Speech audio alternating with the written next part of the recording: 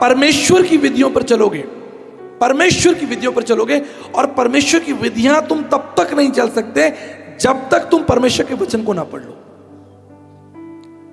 भाई सेब संतरा रखा मेज पर, अब उसे देखते रहो, आपको शक्ति मिलेगी? उसे आपको ग्रहण करना पड़ेगा। इसलिए भारतीय दर्शन में कहा गया एकत्व एकीकरण, जैसे पुरुष और महिला का विवाह होता है, जैसे डाली पेड़ में लगी रहती है, जहां एकत्व एकीकरण है वहीं शक्ति है। तो इधर परमेश्वर है, इधर आप हैं, बीच में दूरी है। एकत्व एकीकरण, पवित्र आत्मा का एकीकरण होते ही आपके अंदर ऊर्जा शक्ति प्रभावित हो जाएगी, आपकी सोच बदल जाएगी, आपकी नीयत बदल जाएगी, आपके उद्देश्य बदल जाएंगे। आप बुराई करना छोड़ दोगे, गाली देना छोड़ दोगे, आपको कुछ करना ही नहीं पड़ेगा। जब सेब अंदर चला गया, अब आप सेब को कहो भाई मुझे शक्ति मत दे, तू अब रुक जा, वो तो कहेगा भैया अब तूने मुझे पेट में डाल लिया, अब तो मैं आयरन दूंगा तुझे, अब तो मैं कैल्शियम देकर ही मरूंगा। तो यदि आपने प्रभु को ग्रहण कर लिया, प्रभु के वचन को पढ़ लिया, ऐसा हो ही नहीं सकता कि ये काम ना करे। रुकावट तो यही है कि आप उसकी विधियों को नहीं जान पा रहे। इसलिए निकालिए पहला राजा 3 अध्याय 3 पद में लिखा है कि सुलेमान यहोवा से प्रेम रखता था और अपने पिता दाऊद की विधियों पर चलता था। यह बात हुई साहब कि एक राजा क्या कर रहा है, वो अपने पिता की दी हुई विधियों को, जो विधियां, क्या विधि दी थी दाऊद ने सुलेमान को, कि अपने परमेश्वर से प्रेम रखना, यही हमें आगे देना है। परमेश्वर की विधियों को जब आप समझेंगे, मैं आपको बताना चाहता हूं समाज के अंदर एक भारी परिवर्तन होगा। लिखा है वो स्त्री किसी भी रीति से ठीक नहीं हो सकती थी, लेकिन जब प्रभु ने अपने हाथ रखे, यीशु मसीह ने अपने हाथ रखे, वो ठीक हो गई, ठीक हो गई। कोई इसमें मेडिकल साइंस नहीं है साहब। दुनिया के बड़े बड़े डॉक्टर्स मेरे फ्रेंड हैं। डॉक्टर हुआंग कोरिया के सबसे बड़े कैंसर सर्जन है, मेरे फ्रेंड हैं। डॉक्टर स्टीव यूएस में बहुत बड़े साइंटिस्ट हैं, मेडिकल सर्जन है, मेरे फ्रेंड हैं। मैं उनसे पूछता हूं क्या ऐसा हो सकता है कि आप किसी के ऊपर हाथ रख के वो चंगे हो जाए? कहते नहीं भैया, इसे केवल प्रभु यीशु मसीह कर सकते। प्रभु ने हाथ रखे, वो चंगे हो गए। कारण भी समझा देता हूं। एक दिन साहब, एक मेरे मित्र है, जानकार है, वो मेरे पीछे पड़ गए। वो थोड़ा ओशो के भक्त हैं। बोले साहब आपके प्रभु यीशु मसीह की बहुत सारी बातें मुझे अच्छी लगती हैं। बोले साहब उन्होंने दया, प्रेम, करुणा सिखाई, ऐसी सी बातें बताई, बहुत अच्छा है, लेकिन एक बात समझ नहीं आती। मैंने कहा बोलिए। अब जो दार्शनिक लोग हैं, हम लड़ते नहीं आपस में। ये जो आप झगड़ा वगड़ा देखते हैं ना, बाहर जो झगड़ा वगड़ा होता है, मार पिटाई झगड़ा, जो हल्ला होता है, वो कर्मकांडी लोग हैं। दार्शनिक व्यक्ति कभी नहीं लड़ेगा, क्योंकि दार्शनिक व्यक्ति जो है वो विचारों पर बात करेगा। अगर उसको आपके विचार नहीं भी पसंद आए तो भी वो आपके ऊपर हाथ नहीं उठाएगा, क्योंकि वो चिंतक है, चिंतन करता है वो। इसलिए भारतीय दर्शन में एक ऋषि हुए, उन्होंने कहा यावत जीवित सुखद जीवित ऋण कृत्वा घृत पीवते। उन्हें चारवाक ऋषि कहा गया। क्या नाम का? चारवाक ऋषि। क्या कहा उन्होंने? यावत जीवत सुखद जीवत ऋण कृत्वा घृत पीवते। ऋषि चारवाक ने कहा कोई ईश्वर है ही नहीं साहब, तुम किस देवी देवताओं, संत महात्मा, गुरु पीर पैगंबर की बात कर रहे हो? ईश्वर नाम की कोई चीज ही नहीं है, खाओ पियो मौज करो। उसको भारतीय दार्शनिकों ने ऋषि कहा। भारत के अंदर 9 दर्शन है, तो एक दर्शन है चारवाक दर्शन, उसे नास्तिक दर्शन कहते हैं। लेकिन किसी ने उनका सर नहीं फोड़ा, किसी ने उनकी टांगें नहीं फोड़ी, किसी ने उनके खिलाफ कानून नहीं बनाया। जबकि भारतीय तत्वदर्शियों में, ऋषियों में उनका नाम आता है। कहते हैं यावत जीवत सुखद जीवत, जीवन के लिए बस खाओ पियो मौज करो, घी खाओ। कहते हैं कर्जा लेके भी घी खाना पड़े तो खाओ साहब, अपने शरीर को शक्तिमान बनाओ। उनको भी किसी ने सर नहीं फोड़ा, किसी ने उनके खिलाफ आंदोलन नहीं चलाया। उनको स्वीकार कर लिया कि भाई आप ऋषि हैं, आपने बहुत अच्छी बात बताई है, हम आपकी बात का भी सम्मान करते हैं। अब ये बड़ा दुर्भाग्य हम मसीहों के लिए, हम प्रभु की बात कर रहे हैं, हम प्रेम की बात कर रहे हैं, हमारा सर फोड़ रहे हैं आके। अरे आप भारतीय दर्शन पढ़ो तो सही, कभी चिंतक आपस में लड़े ही नहीं। कभी देखा आपने टोयोटा वाले और मारुति वाले एक दूसरे को गालियां दे रहे हो, झगड़ा कर रहे हो? वो कह रहे भाई तू अपनी गाड़ी बना, मैं अपनी गाड़ी बना रहा हूं। इसलिए मैंने भारतीय दर्शन को बड़ी गहराई से पढ़ा कि भाई है क्या चक्कर ये। तो इसलिए आप हमारे गुरुकुल में एडमिशन ले सकते हैं, डिस्टेंस कोर्स भी कर सकते हैं अगर आप चाहें। लगभग 9 महीने लगते हैं, 9 महीने में आप थोड़े हल्के फुल्के छोटे मोटे दार्शनिक तो बन ही जाएंगे। फिर 2-4 साल 5 साल चलते रहिए, जैसे बच्चा दौड़ता फिर आप भी दौड़ेंगे, आप भी चिंतक हो जाएंगे। तो साहब ओशो जी के भक्त आए मेरे पास, बोले अरे आचार्य जी वो आपकी प्रभु यीशु की सारी बातें अच्छी हैं, प्रेम दयालु कृपालु सब कुछ अच्छा है, लेकिन बात वो फंस गई कि यीशु मसीह ने कहा कि भाई मुर्दे जी उठेंगे और कब्रें खुल जाएंगी और ये हो जाएगा, भाई ये बात हमको पसंद नहीं आई। अब मैं गुस्सा हो जाता, मैं कहता मैं तुम्हारा अभी सर फोड़ता हूं, तुमने यीशु मसीह के बारे में ऐसी बात कही। मैंने तो कहा भाई बैठो आओ लस्सी पिलाऊं आपको। लस्सी पिलाई मैंने उनको, शानदार उनका स्वागत किया। मैंने कहा साहब ऐसा है, मैं आपको बात बताता हूं, मैं आपकी समस्या समझ सकता हूं, लेकिन आप इस बात को समझ लीजिए कि बाइबल एक प्रमाणिक पुस्तक है, ऐतिहासिक पुस्तक है। बाइबल कोई कहानियां राजा रानियों की किस्सों से नहीं बनी, इसमें इतिहास है और पृथ्वी की उत्पत्ति से लेकर पृथ्वी के अंत तक का इतिहास है।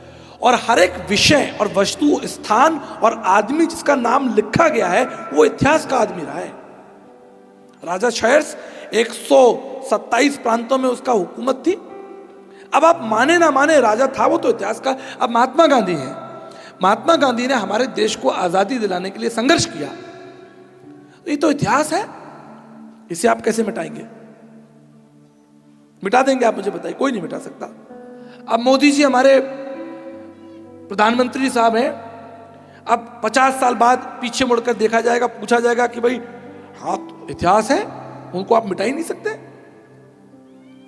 ठीक इसी तरह बाइबल के अंदर जिन विषयों पर बात हो रही है, जिन लोगों की बात हो रही है, राजा सुलेमान हो, दाऊद हो, एलिया एलीशा हो, पौलुस हो, जो भी है, छोटे बड़े जितने भी हैं सब ऐतिहासिक थे। और जो भी नगर गांव शहर यरूशलेम ये वो जो भी लिखा है सब ऐतिहासिक है। कहता है ये बात तो समझ में आ गई। मैंने कहा ये प्रमाणिक पुस्तक है भाई, आपको इसको धर्म ग्रंथ के रूप में नहीं समझना, मत समझिए, पर प्रमाणिक पुस्तक है। अब बात आ गई कि आपने कहा कि भैया वो गड्ढे में से आदमी 500 साल बाद जो मर गया, 1000 साल बाद वो कैसे निकलेगा?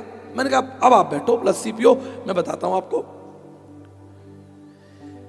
भाई आप मुझे एक बात बताओ, चंद्रमा, सूर्य प्रकाश, पृथ्वी, पेड़ पौधे, नींबू मिर्ची, अदरक, ये थे क्या?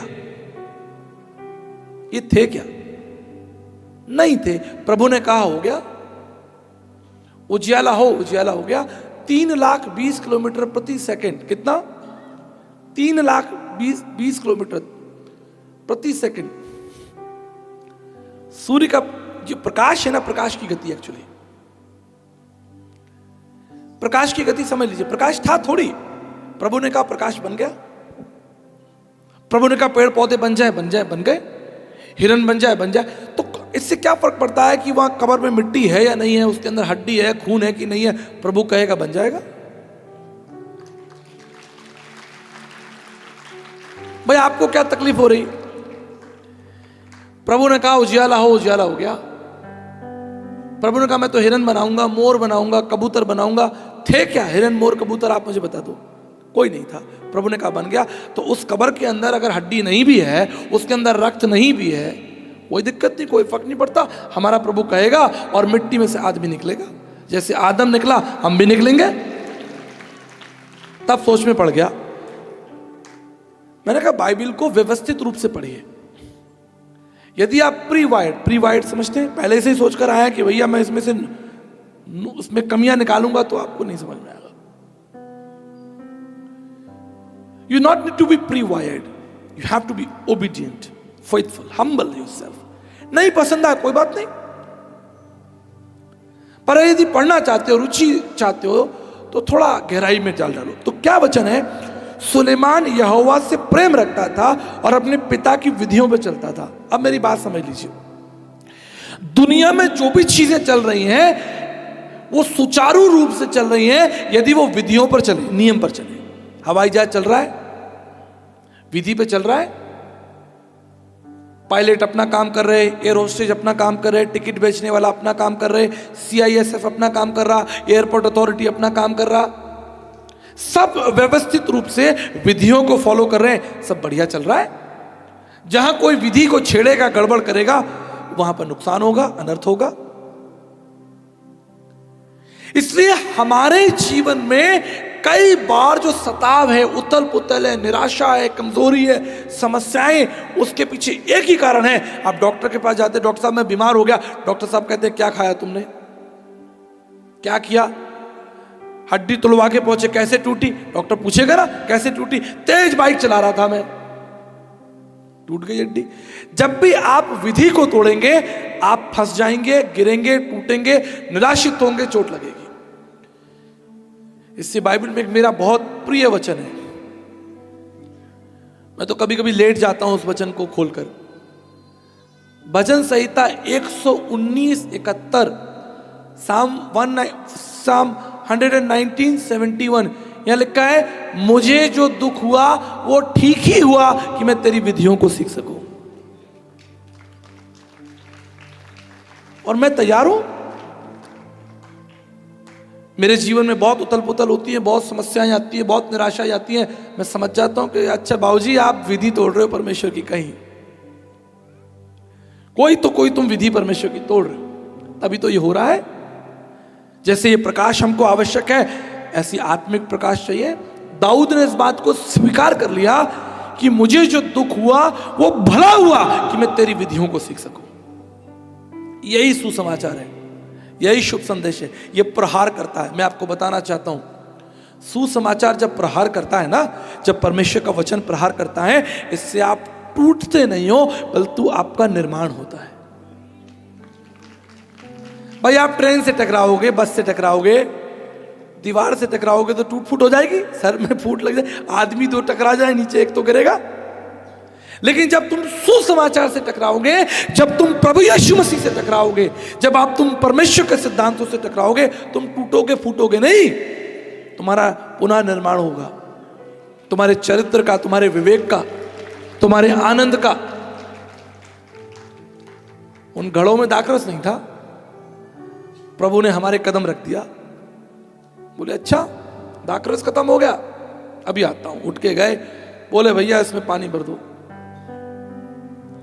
अब चेले सोचे कि भाई कैसे होगा, इसमें कैसे कैसे, उन्होंने कुछ नहीं सोचा, उन्होंने कोई अपना दिमाग नहीं लगाया, कोई रॉकेट साइंस नहीं कहा, बस प्रभु ने कहा इसमें पानी में भर दो, मटके भर दिए। हमारे प्रभु ने मन में कुछ बोला, हो गया, काम खत्म हो गया। उसको कोई संघर्ष थोड़ी करना, बनाने के लिए कुछ संघर्ष थोड़ी करना। आपको चाय बनानी है, संघर्ष करना, फ्रिज खोलो, दूध निकालो, नल में से पानी लो, चीनी का डिब्बा खोलो। हमारे प्रभु को क्या संघर्ष करना, उसको तो बोलना है, पूरा ब्रह्मांड अस्तित्व में आ जाता, प्रकृति अस्तित्व में आ जाती। तो उसके सिद्धांतों को समझो तो सही, उसके वचन का आदर तो करो। मैं एक व्यक्ति के घर में गया, मसीह व्यक्ति था, मैं बैठ गया जाकर। अब जैसा मैं कई बार इस बात को कह चुका हूं, भाई मैं तो दार्शनिक हूं, मैं तो सब कुछ देखता हूं, आपके कपड़ों का रंग भी देखता हूं, आपके चेहरे को भी देखता हूं, आपके कद काठी को भी देखता हूं, आपकी बातचीत कर, क्योंकि दार्शनिकों की आदत होती है, वो सब देखते हैं, सोचते रहते हैं, चिंतन करते रहते हैं। तो मैं घर में उनके बैठा, मैं देख रहा उनका घर चारों तरफ अच्छा कैसा है। तो कोई ऐसी खास रुचि नहीं थी कि भाई पंखा कैसा है, कि एसी कैसा है, ये सब कोई रुचि नहीं। रुचि एक थी कि भाई इन्होंने कोई वचन नहीं लगा रखा अपने घर में, कोई पोस्टर लगा लो, कोई बाजार से खरीद लो। अरे पैसे नहीं है तो वो जो कैलेंडर आता है ना, कैलेंडर, उसमें से काट के दीवार पे चिपका दो, तभी तो दुष्ट आत्माएं डरेंगी। और चलते फिरते तुम्हारे भी आंख पड़ेगी। जब तुम्हारी आंखों में, तुम्हारी आंख परमेश्वर के वचन का दर्शन करेगी, तुम भी निर्मल हो जाओगे, तुम भी पवित्र हो जाओगे, तुम भी धन्य हो जाओगे। तो घरों में वचन नहीं है साहब, बाइबल तो आप पढ़ते नहीं, वो जिम्मेदारी तो आपने हम पास्टरों के ऊपर छोड़ रखी है। तुम ही धक्के खाओ, तुम ही गर्मी सहो, तुम हमको सुना देना, बस पढ़ के हम मान लेंगे जो लिखा है। सही बात है, जनता यही कर रही है। कौन बाइबल पढ़ रहा? कोई नहीं पढ़ रहा। आप सोचते भाई आप पादरी हो, हमें सुना देना, हम आ जाएंगे 40 मिनट के लिए कार्यक्रम में, आ जाएंगे, आचार्य जी आएंगे, कोई भी पास्टर आएगा, XYZ, तुम सुनाओ साहब। हम बैठ के सुन रहे हैं, हम सुन रहे हैं साहब, आए हैं देखने। अरे जिन घरों में वचन खुलता है ना, वह सामर्थ होती है, वहां नई दाखरस बनती है। उस दाखरस को चखने वाले लोग कहते हैं तुम धन्य हो, आशीषित हो। भैया तुम्हारे घर में तुम्हारे रिश्तेदार घुसेंगे भूखे प्यासे, कमजोर, टूटे हुए आंसू लेकर, कहेंगे यार इस घर में इस आदमी से मिलकर ना चैन आ गया, चैन आ गया, इसने हमें को नया दाखरस दे दिया। तुम्हारा ही दाखरस खत्म हो गया, तुम दूसरे को क्या दोगे? ये चल रहा है सब मसीह समाज में। 25 दिसंबर को केक काटेंगे और साल भर गला काटेंगे एक दूसरे का। आपस में यूनिटी खत्म हो गई आपकी। क्या रह गया? दाखरस है? मुझे बताओ कहां है? बस जो चल रहा है वो थोड़ा बहुत पास्टरों के भरोसे खींच खाच के चल रहा। हम लोग कोशिश कर रहे हैं, हम भी जिस दिन थक जाएंगे हम भी हाथ खड़े कर देंगे, प्रभु ये लोग क्या इजराइलियों के समान हो गए। मूसा बैठ गया, बोला प्रभु मैं नहीं चाहता इनके साथ साथ, मुझे क्षमा करो। मैंने अपनी कलीसिया को बोल दिया भाई मैं तो जा रहा हूं, आपको देख लो, कुछ और चरवाहा देख लो। अरे नहीं पास्टर साहब, मैंने कहा तो बाइबल पढ़ना सीख लो। अरे भाई जो बच्चा होमवर्क नहीं करेगा, माँ बाप फीस भर रहे हैं, क्या फायदा? तू पढ़ ही नहीं रहा, हम फीस भरे चले जा रहे, ट्यूशन की फीस दे रहे, तुम पढ़ ही नहीं रहे। ऐसे मसीहत से कोई लाभ नहीं। आगे सुनिए संक्षेप में, मत्ती की इंजील उसका 22 अध्याय उसके 37 पद में लिखा है, तू प्रभु से सारे मन, सारे प्राण और सारी बुद्धि से प्रेम रखना। यह सलाह नहीं है साहब, यह आदेश है। क्यों? क्योंकि जब तुम परमेश्वर से सारे मन सारे प्राण से प्रेम करोगे, तुम्हारे लिए नए रास्ते खुलेंगे, नए आयाम होंगे, तुम्हें नए लोग मिलेंगे, नई जगहों पर जाने की तुम्हें संभावनाएं होंगी। मैंने प्रभु से प्रेम रखा, प्रभु मुझे 100 देशों में ले गए। और याद रखना, सिर्फ परमेश्वर से नहीं, मनुष्यों से भी प्रेम करना पड़ेगा। क्योंकि याद है आपको कहानी केन और हाबिल की? परमेश्वर से तो प्रेम का दावा करता था, लेकिन अपने भाई से प्रेम नहीं कर पाया। इसलिए एक दूसरे की खेती को सींचो, एक दूसरे को बढ़ाओ, उन सिद्धांतों के पास आओ, सिद्धांतों को काम करने दो अपने जीवन में। दुनिया में जो भी संगठन, जो भी विषय वस्तु ठीक ठाक चल रहा है, आर्मी है, एयरफोर्स है, सिद्धांत पर चलते हैं।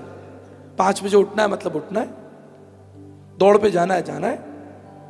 दुनिया में हर संगठन संस्था जो सफल है वो सिद्धांत पर चल रही है, परंतु कलीसियाएं जो हैं वो सिद्धांत से बिल्कुल दूर चली गई। सबसे बड़ा संगठन कलीसिया तो था, और क्या था? कलीसियाओं से बड़ा कोई संगठन नहीं हो सकता दुनिया के अंदर, पूरे विश्व में। लेकिन कलीसियाओं ने मसीह के सिद्धांतों को छोड़ दिया, उसके दर्शन की अभिलाषा को छोड़ दिया। लिखा है वचन में सारे मन से प्रेम करना। आधे लोग तो बिना बाइबल के आए,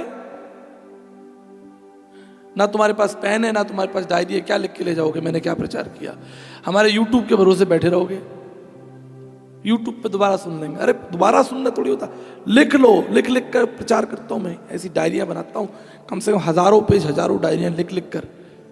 इसलिए मैं जवानों को सिखाऊंगा, बुजुर्गों को क्या सिखाऊं? कितने जवान हाथ उठाओ। If you highlight the word of God, the God will highlight you. तुम परमेश्वर के वचन को चमकाओ ना, परमेश्वर तुम्हें ऊंचा उठाएगा। मेरे प्रियो याद रखिएगा, यदि आज आपके जीवन में संघर्ष है, आप मृत्यु से गुजर रहे हैं, निराशा से गुजर रहे हैं, सिद्धांतों को चेक कीजिए। क्या आप परमेश्वर के सिद्धांतों पर चल रहे हैं, नियम पर चल रहे हैं? कलीसिया ने प्रार्थना करना छोड़ दिया। अच्छा सच सच बताना, कितने लोग घुटने पर बैठ के प्रार्थना करते? बस थोड़े से लोग हैं। कितने लोग सुबह सुबह अर्ली मॉर्निंग उठ के सबसे पहले प्रार्थना करते हैं? देखो मैं आपको एक चीज बताता हूं, प्रभु के मंच पर बैठा हूं, क्या झूठ बोल रहा? हम बहुत व्यस्त हैं, मेरे तो कम से कम 1000-1500 फोन डेली आते, 2-2.5 हजार व्हाट्सएप पड़े होते। कभी कभी तो रात में लोग फोन कर देते, क्योंकि उनको लगता है मैं अमेरिका में हूं या मैं जापान में हूं, उनको टाइम नहीं मालूम मैं कहां हूं। वो फोन कर देते, अब मैं नींद में हूँ 2:30 बजे 3 बजे, बड़ा कष्ट होता। सुनिए ध्यान से। सो एक ऐसी आदत हो गई थी मुझे कि जैसे ही सुबह उठो सबसे पहले हाथ कहाँ जाएगा, फोन पर जाएगा। अरे भाई किस किस का फोन पड़ा है, किस किस ने किया, कोई काम की बात, कोई यात्रा, कोई मीटिंग, कोई टिकट, कहाँ जाना है, क्या करना है। बाइबल कहती है first you seek the kingdom of God and everything will be added to you. मैंने एक दिन बिल्कुल दृढ़ निश्चय कर लिया, मैंने कहा भाई साहब अब मोदी जी भी फोन करें, ट्रंप भी फोन करे, सबसे पहले मैं यीशु मसीह से प्रार्थना करूंगा। सुबह आंख खुलेगी मुझे किसी की शक्ल ही नहीं देखनी। क्यों देखूं मैं आपकी शक्ल, क्यों मैं किसी की आवाज अपने कान में पड़ने दूं। हेलो हेलो भाई साहब क्या कर रहे हैं आप। मैं सुबह उठूंगा और सिद्धांत पर, जैसा हमारा प्रभु यीशु मसीह सुबह उठकर प्रार्थना करता है, सुबह उठकर सबसे पहले मैं प्रभु की इच्छा जानूंगा। मैं घुटने पर आऊंगा, मैं अपने आप को नम्र कर लूंगा, छोटा बना लूंगा। आजकल सेवा में भी बड़ा कंपटीशन चल रहा है ना, किसकी सेवा ज्यादा बड़ी चल रही है, किसका क्रूसेड ज्यादा बड़ा हुआ, कितने लोग आए। मेरी भी टीम है, कई कहते भैया चलो उन्होंने बड़ी मीटिंग किया, आप भी बड़ी मीटिंग करो। मुझे दौड़ में जाना ही नहीं है। जब मैं दौड़ में जाऊंगा ही नहीं, मैं हारूंगा ही नहीं। आप दौड़ में जाओगे, हारोगे तो घबराहट होगी, जीत गए तो घमंड होगा। दौड़ना ही नहीं है, संसार की दौड़ में दौड़ना ही नहीं है। किसी से दौड़, मुझसे कोई आगे निकल रहा है, भाई तू पहले निकल जा, तू अपनी मिनिस्ट्री बड़ी कर ले, हमारी छोटी सी ठीक है। हम तो पेड़ के नीचे बैठे तसल्ली से सुसमाचार सुना रहे, 10-20 को तो ले आएंगे, 100-50 तो ले आएंगे। तो कंपटीशन में ही नहीं जाना। पास्टरों में कंपटीशन हो रहा साहब, कलीसिया के भवन के निर्माण के लिए कंपटीशन हो रहा, किसने कितना बड़ा। और दिखता ही है आंखों से, ये आंखों से व्यवहार से दिखता है। आप ये नहीं कह सकते कि दिखता नहीं। एटीट्यूड दिखता है, घमंड दिखता है, चेहरे पे पता चल जाएगा। और मसीह लोग बहुत सारे डॉक्टर, इंजीनियर, साइंटिस्ट, उनकी तो बात ही छोड़ दो, वो तो पैसा कमाने में निकल गए। मैं बड़े बड़े अधिकारियों को जानता हूं जो मुंह तक नहीं खोलते मसीह की गवाही के लिए, बड़े बड़े पदों पर बैठे। जब कुछ नहीं थे तो घुटने रगड़ते थे, प्रभु मुझे एसपी बना दे, कलेक्टर बना दे। मैं जानता हूं, मेरे मित्र हैं, मुझे एसपी बना दे प्रभु, लेट लेट कर प्रार्थना करते थे। जब एग्जाम पास हो गए, एसपी, कलेक्टर, डीएम बन गए, अधिकारी बन गए, आज उनके पास मसीह के लिए समय ही नहीं है। पैसा कमा रहे हैं साहब, भाग रहे हैं। डॉक्टरों की बड़ी बुरी हालत है, लेकिन इन दिनों परमेश्वर ने काम किया, कई डॉक्टर्स अच्छे सुसमाचार प्रचारक हुए। मेरे कई सारे मित्र हैं जिनको इस बात का रियलाइज हुआ कि नहीं भाई, ये सब पैसा कमाना और शरीरों को देखना, चंगा वंगा, ये सब चलता रहेगा, लेकिन लौट कर प्रभु की सेवा करो। उन्होंने दिल्ली के अंदर, मुंबई के अंदर, यूएस में, जापान में, कोरिया में मेरे काफ़ी सारे अच्छे मित्र हैं जो डॉक्टर्स हैं, लॉयर्स हैं, जो प्रभु की सेवा कर रहे हैं। तो हम क्यों बुलाए गए थे? हम इसलिए बुलाए गए थे ताकि हमारे जो खाली जो घड़े हैं, जिन्हें हम लेके घूम रहे हैं, वो भर दिए जाएं। हम इसलिए बुलाए गए थे कि हमारे आंसू पोंछे जाएं। और ये काम केवल सृष्टिकर्ता परमेश्वर ही कर सकता है। इसलिए भारतीय दार्शनिकों ने भी इस बात को स्वीकार किया। वो कहते हैं नायमातुना प्रवचने लभ्यो न मेघा न बहुना श्रुतेन। सुनने से कुछ नहीं होगा जब तक परमेश्वर सहायता ना करे। जब तक परमेश्वर ना उतर आए, शास्त्रों को पढ़ने से भी कुछ नहीं होगा। वो कहते हैं परमेश्वर के निकट आओ, परमेश्वर के पास आओ, तब तुम्हारा जीवन बदलेगा। यही यीशु मसीह ने कहा, मेरे पीछे चल। उसने आपको बुलाया ईसाई बनने के लिए नहीं, एक जीवंत जीवन जीने के लिए। इसलिए नहीं कि कोई संस्था, संगठन आपको ईसाई माने, आप लिख दें पेपर में मैं ईसाई हूं। अरे क्या करोगे, क्या करोगे? प्रभु ने बस एक ही बात की, उसने कहा मैं पवित्र हूं, तुम पवित्र बनो। यही बात मैं सरकार को भी समझाने की कोशिश कर रहा हूं, भैया हम ईसाई नहीं बनाते। हमारा काम है उनकी सोच को बदलना। कल मैंने एग्जाम्पल दिया था, एक ट्रक चोर जो है, ट्रक चुराने वाला व्यक्ति जिसने ट्रक चुराया, वो आज परमेश्वर का दास है। मैं ऐसे कितने लोगों को जानता हूं। मैं एक व्यक्ति को जानता हूं जिसे चोरी करने का आत्मा लगा हुआ था, हर चीज चोरी कर लेता था वो। हर चीज चोरी कर लेता था, छोटी बड़ी पेन भी उठा के जेब में रख लेता था। कहीं गया, किसी रेस्टोरेंट में गया, चम्मच जेब में रख लिया। उसके अंदर चोरी करने का आत्मा भयानक था। He was a mature man, 52 year old. जब पहली बार मैंने उसे सुसमाचार दिया तब उसने मुझे अपनी समस्या बताई कि साहब मैं इस समस्या से ग्रसित हूं। तो मैंने कहा पहले तो अपना फोन बचाओ, अपनी घड़ी वड़ी बचाओ भाई। फिर मैंने उसके लिए दुआ की। मैंने कहा एक दिन उसके घर जाऊंगा, उसने मेरे घर से क्या चुराया वो देखता हूं मैं रखा होगा कहीं। अंत में उसने 3 महीने बाद अपना जीवन प्रभु को दे दिया और हर उस व्यक्ति के घर गया माफी मांगने जिसकी उसने कभी चोरी की होगी। हर उस व्यक्ति के पास गया, उस रेस्टोरेंट में गया, लोगों से मिला, साहब मुझसे गलती हुई, मैं प्रभु यीशु मसीह का शिष्य हो गया हूं। जब प्रभु यीशु मसीह का दर्शन आपको होगा, जब यीशु मसीह के साथ आपका साक्षात्कार होगा, आप पृथ्वी पर भी सदा के लिए रहोगे और आसमान में भी सदा के लिए रहोगे। दुनिया आपको याद रखेगी। हम याद रख रहे हैं साधु सुंदर सिंह जी को, हम याद रखते हैं नारायण वामन तिलक जी को, नीलकंठ शास्त्री, मधुसूदन दास, विलियम कैरी को याद रख रहे हैं ना, सदा के लिए जीवित हैं। जब तक मानवता रहेगी वो जीवित रहेंगे और स्वर्ग में हम उनसे मिलेंगे भी। और जितने लोग प्रभु के लिए जिए सदा के लिए जीवित हैं, पतरस हो, यूहन्ना हो, याकूब हो, लूका हो, पौलुस हो, कोई भी हो, सदा के लिए जब तक मानव सभ्यता है ये जीवित रहेंगे और स्वर्ग में आप इन्हें देखोगे, इनका दर्शन होगा। यही मसीहत है। उन विधियों पर चलो जो प्रभु ने तुम्हें दी है। जल्दी उठो, प्रार्थना करो, उसका दर्शन करो, उस वचन में उसे पाओ।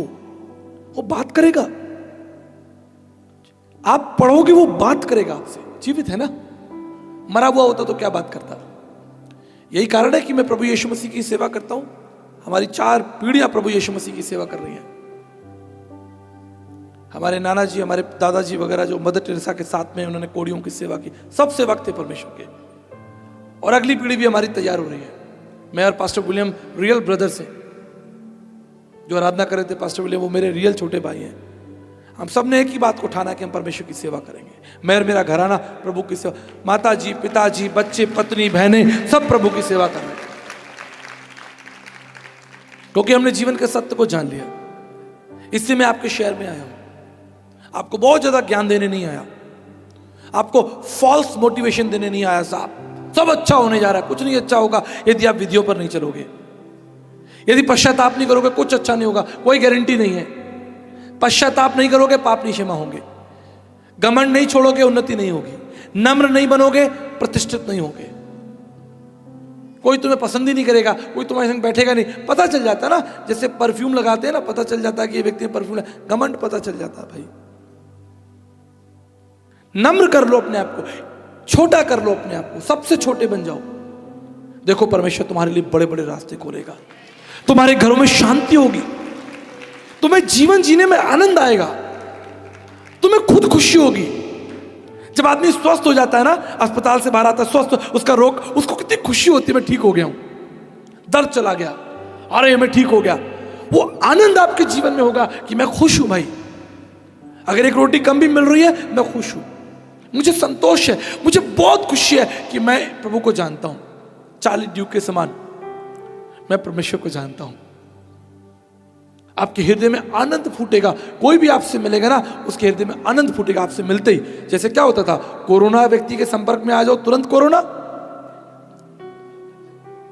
करेक्ट। तुम धर्मी जन के संपर्क में आ जाओ तुरंत धर्मी हो जाओगे। अरे हमारे प्रभु यीशु मसीह ने कोड़ी को छुआ तो यीशु थोड़ी कोड़ी हो गए। यीशु मसीह के छूने से वो कोड़ी चंगा हो गया। तो तुम किसी को छूओगे, किसी पे हाथ रखोगे, बात करोगे, अगर उसके चेहरे पर तुम्हारी बात करने से आनंद नहीं है तो फायदा क्या? उसे शांति नहीं मिली तुम्हारे बात करने से तो तुम्हारे जीवन का क्या लक्ष्य? यदि तुम्हारे स्पर्श से, तुम्हारे प्रेम से, तुम्हारी प्रार्थनाओं से, तुम्हारे जीवन से किसी के जीवन में मधुरता नहीं आई तो फायदा क्या? ऐसी चीनी का क्या फायदा जिसे हम चाय में डालें, घोलें, मीठी नहीं हो रही, इसका मतलब नकली है।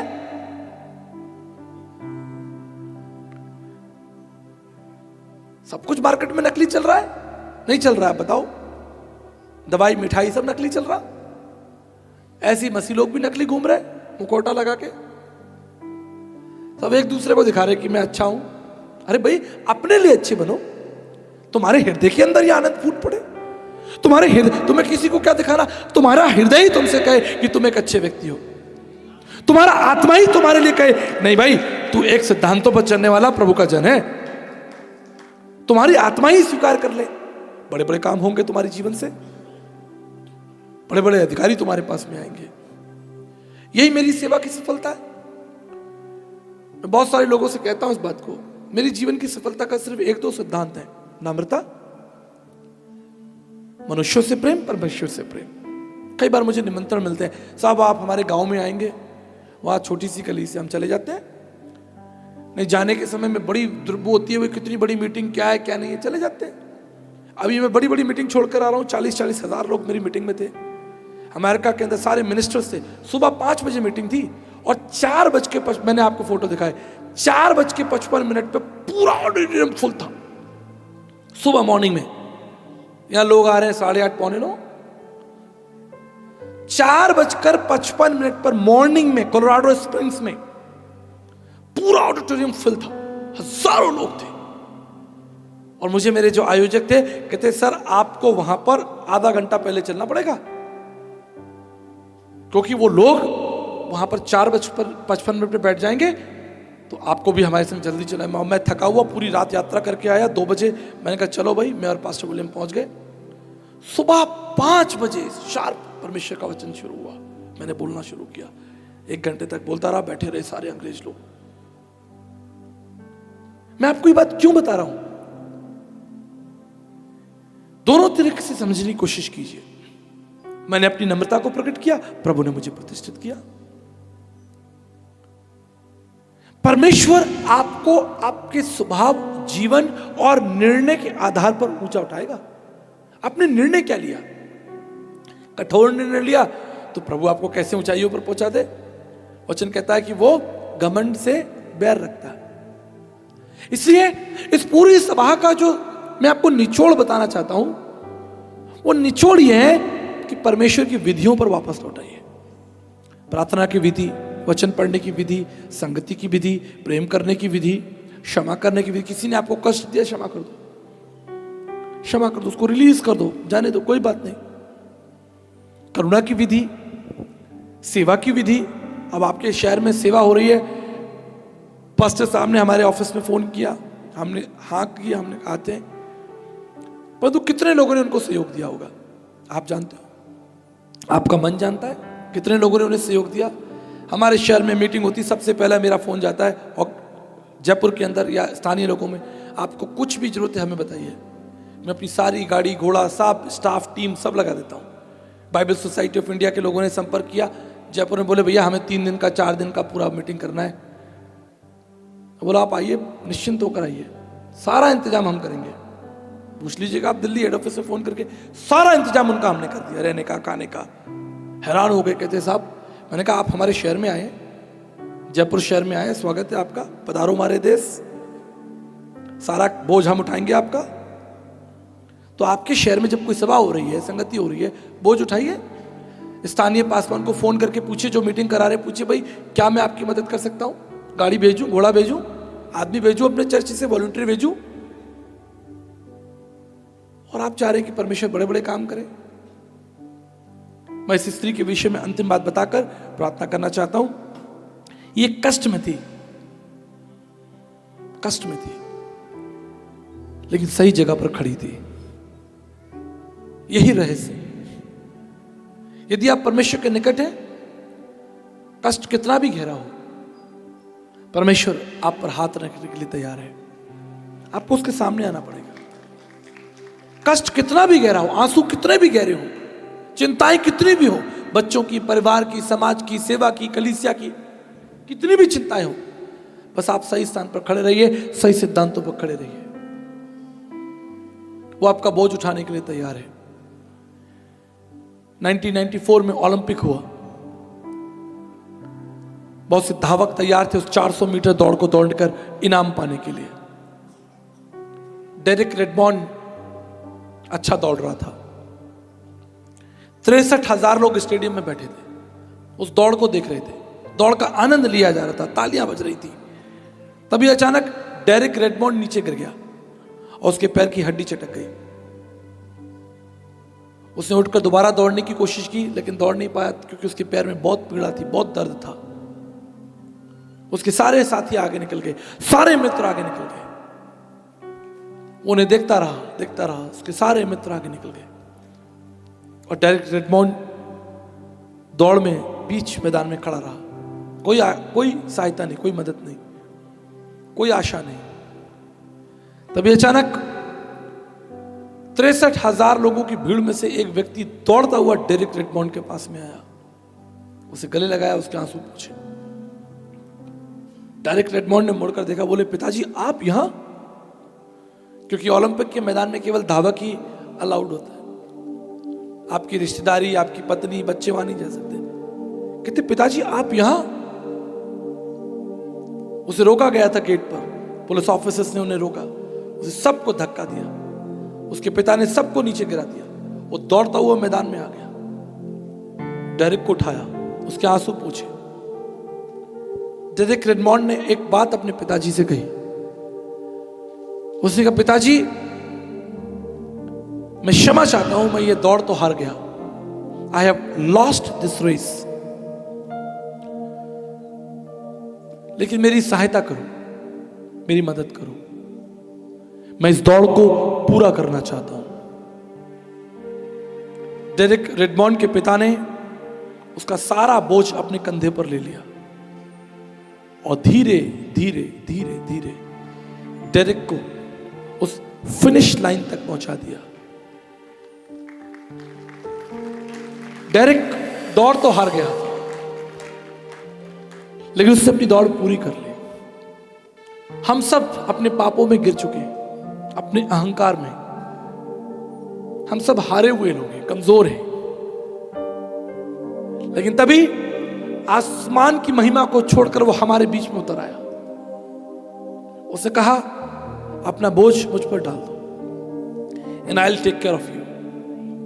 आप किसी भी जाति के हो, किसी भी भाषा के हो, किसी भी देश के हो, आप अपना बोझ यीशु पर डालकर देखिए। ये बात मैं बड़ी बड़ी महासभाओं में बोलता हूं, तमाम अधिकारियों और मंत्रियों के सामने बोलता हूं।